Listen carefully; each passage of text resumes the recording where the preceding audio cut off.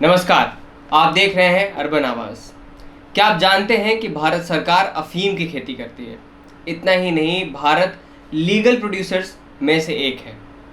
जहां एक ओर भारत सरकार अफ़ीम की खेती करती है, वहीं दूसरी तरफ नारकोटिक ड्रग्स एवं साइकोट्रोपिक सब्सटेंसेस एक्ट ऑफ 1985 के तहत अफ़ीम से बनने वाले हेरोइन और स्मैक पर रोक लगाती है। अब आपको दोनों बातें कॉन्ट्रडिक्टरी लग रही होंगी, लेकिन सच यही है कि भारत सरकार अफ़ीम की खेती के लिए लोगों को लाइसेंस प्रदान करती है और लाइसेंस प्राप्त किसान पहले अफ़ीम उगाते हैं, उसके बाद इसे भारत सरकार को बेचते हैं। लेकिन सवाल ये है कि भारत सरकार अफ़ीम जैसे ड्रग की खेती करती क्यों है? उसके पहले आइए जानते हैं अफ़ीम का छोटा सा इतिहास। आगे बढ़ने से पहले आपको बताते चलें कि आप हमारे YouTube चैनल के साथ साथ हमारी त्रैमासिक मैगजीन को भी सब्सक्राइब कर सकते हैं और उसमें विज्ञापन भी दे सकते हैं। आइए चलते हैं अफ़ीम के इतिहास की तरफ। माना जाता है कि 330 बीसी में सबसे पहले अलेक्जेंडर ने भारत और पर्शिया के लोगों को अफ़ीम से अवगत कराया था। 1000 एडी में लिखी गई भवप्रकाश और 1200 एडी में लिखी गई शंकधर संहिता में डायरिया और सेक्सुअल डिजीज के ट्रीटमेंट में अफ़ीम के प्रयोग के बारे में बताया गया है। धनवंतरी निघंटू नाम की पुस्तक में भी अफ़ीम की मेडिकल प्रॉपर्टीज़ के बारे में विस्तार से चर्चा करी गई है।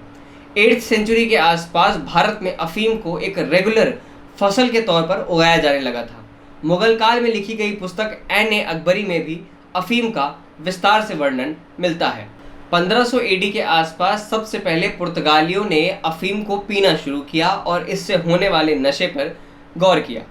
1600 एडी आते आते इंडिया चाइना ट्रेड रूट के द्वारा पुर्तगालियों ने अफ़ीम को चाइना तक पहुंचाया, जिसको बाद में डच ईस्ट इंडिया कंपनी और ब्रिटिश ईस्ट इंडिया कंपनी ने जारी रखा। प्लासी और बक्सर के युद्ध के बाद ब्रिटिश ईस्ट इंडिया कंपनी का बिहार और बंगाल पर पूरी तरह से आधिपत्य हो गया और यहाँ पर होने वाली अफ़ीम पर उन्होंने अपना पूरा अधिकार जमा लिया।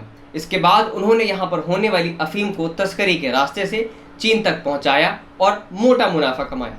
कुछ समय बाद जब यहाँ के राजा को इसकी खबर लगी और उन्होंने इसके दुष्परिणामों को देखते हुए चीन में आने वाली सारी अफ़ीम पर बैन लगा दिया। 1773 आते आते बिहार, बंगाल और उड़ीसा में होने वाली समूची अफ़ीम पर ब्रिटिश ईस्ट इंडिया कंपनी का एकाधिकार स्थापित हो गया।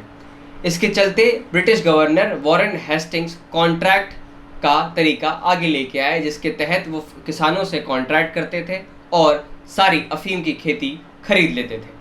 खैर, अंग्रेज तो आए ही थे व्यापार करने के लिए और इसके लिए वो किसी भी हद तक जाने के लिए तैयार थे। सबसे ज़्यादा हैरानी की बात यह है कि आज़ादी के इतने सालों के बाद भी पुराने ढर्रे पर ही अफ़ीम की खेती होती चली आ रही है और भारत सरकार कॉन्ट्रैक्ट बेसिस पर अफ़ीम की खेती कर रही है और इस पर अपना एकाधिकार जमाए हुए है।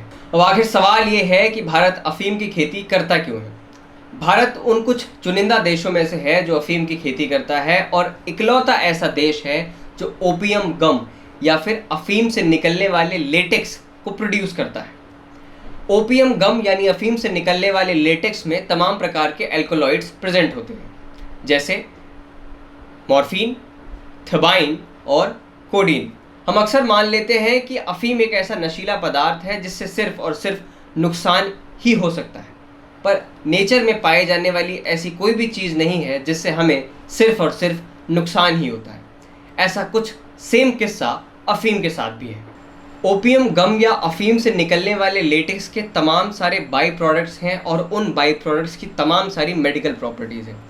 जैसे मॉर्फिन दुनिया का one of the best pain killer के तौर पे यूज़ किया जाता है, जिसको एक्सीडेंट्स में, क्रॉनिक पेन इलनेस आदि में जिसका इस्तेमाल किया जाता है। दूसरी ओर कोडीन, जिसका इस्तेमाल कफ सिरप बनाने में किया जाता है। तमाम मेडिकल प्रॉपर्टीज़ और यूजेज होने के बाद इस बात को नहीं भुलाया जा सकता कि अफ़ीम एक एडिक्टिव सब्सटेंस है और इसके कल्टीवेशन और इसके प्रोडक्शन पर कड़ी नज़र रखना एक बहुत इम्पॉर्टेंट चैलेंज और टास्क भारत सरकार के लिए दोनों है। उत्तर प्रदेश, मध्य प्रदेश और राजस्थान भारत के कुछ ऐसे प्रमुख राज्यों में से हैं जहां पर अफ़ीम यानी ओपियम की खेती करी जाती है।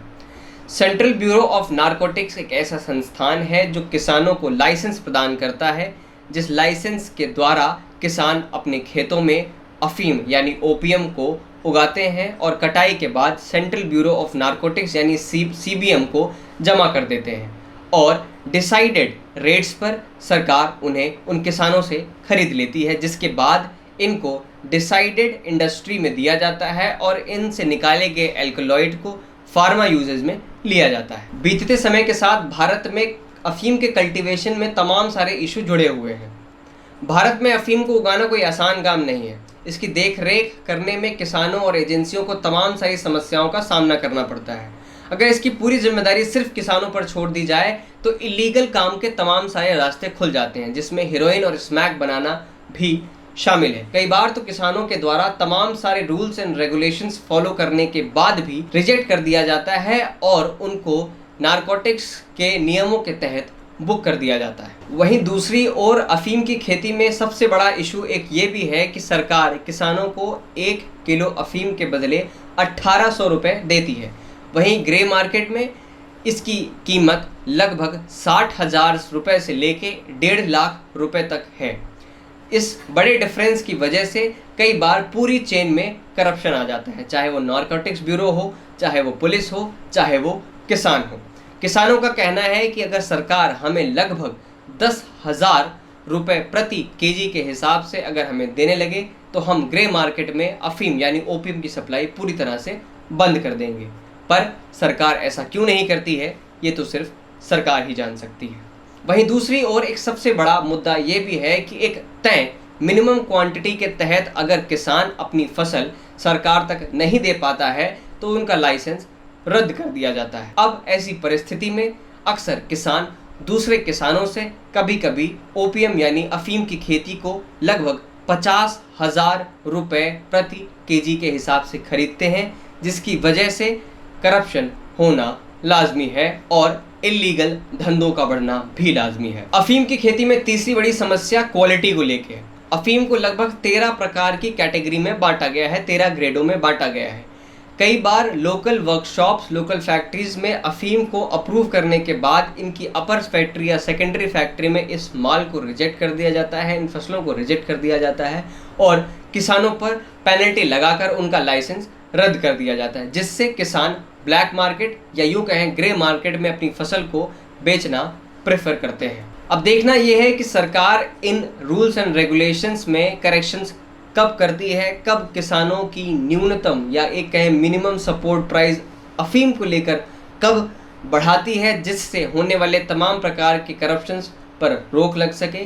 किसान तो आखिर किसान है, वो दिन रात जग कर अपने फसल की रखवाली करता है और हार्वेस्ट के बाद उसे सरकार तक पहुंचाता है और उसे जब पूरी तरह से परिणाम नहीं मिलते हैं तो किसान ब्लैक मार्केट का रास्ता अपनाता है। तो ये था छोटा सा अफीम का इतिहास और क्यों भारत सरकार भारत में अफीम की खेती करती है। अगर आपको ये वीडियो अच्छी लगी तो हमारी वीडियो को लाइक करिए, कमेंट करिए, शेयर करिए और हमारे चैनल को सब्सक्राइब करिए।